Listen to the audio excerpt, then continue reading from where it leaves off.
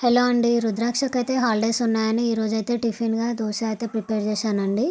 ఒక పక్కకు పాలు గూడా పెట్టేసుకున్నా. ఇంకో సైడు చాయ్ గూడా పెట్టేసినాను. తర్వాత వంపేసిన.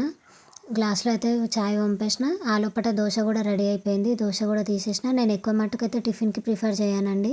ఎందుకంటే రుద్రాక్షకి లంచ్ బాక్స్ రెడీ చేయడము, టిఫిన్ అంటే 2, 2 అంటే ఎక్కువ పనవుతదని జెప్పి తర్వాత అయితే నేను ఇంకా వంట కూడా చేసేసుకున్నానండి.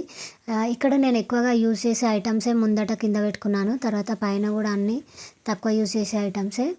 తర్వాత ఇవన్నీ వచ్చేసి నేను స్టవ్ అయితే నీట్‌గా క్లీన్ చేసేసుకున్నాను. కర్రీ వచ్చేసి మెంతి కూర టమాటా అయితే వండేశాను. రైస్ కూడా వండేసిన. తర్వాత వచ్చేసి ఇక మేము హోటల్‌కైతే స్టార్ట్ అయినామండి. తర్వాత తను అక్కడ ఆడుకుంటా అని చెప్పి గన్ తీసుకొచ్చుకున్నది రుద్రాక్ష. మధ్యాహ్నం లంచ్ టైంలో ఇంటికొచ్చినప్పుడైతే బట్టలు తీసేసి ఇంట్లో వేసేసుకుంటాను. ఎందుకంటే చలికాలం కదండీ! బట్టలు మళ్ళీ చల్లబడిపోతాయని చెప్పి బట్టలన్నీ ఇంట్లో పెట్టేసి, గిన్నెలు అవి తోమేసి, ఇంకేమైనా మిగిలిన పని కూడా ఉంటే చేసుకొని వెళ్ళిపోతాము. ఒక 1 అవర్‌లో అట్లా లంచ్ టైంలో 1 అవర్‌లో అట్లా ఇంటికొస్తాము. తర్వాత మళ్ళీ హోటల్‌కి వచ్చేసినాక ఈవినింగ్ పూట రుద్రాక్షకి కొంచెం ఆకలైతుందంటే బిస్కెట్ అయితే తను తిన్నది.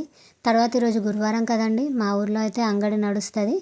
అయితే ఇక కూరగాయలు కొనుక్కోవడానికనైతే మేము ఇక్కడ మార్కెట్‌కి అయితే వచ్చేసినామండి.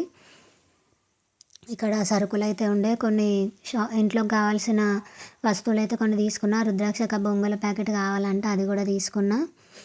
తర్వాత ఇంకా ఇవాళ చాలా క్రౌడ్ అయితే ఉండేనండి.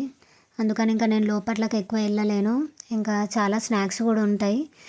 జిలేబీ కానీ, స్వీట్స్ కానీ, సమోసాలు కానీ అవన్నీ కూడా ఉంటాయి. ఇక్కడ ఎండు చేపలు అమ్ముతున్నారండి.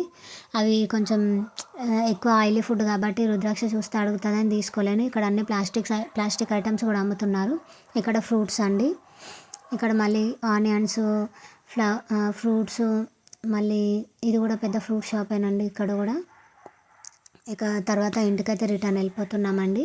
రుద్రాక్ష తన బొంగుల ప్యాకెట్ అయితే చూపిస్తుంది.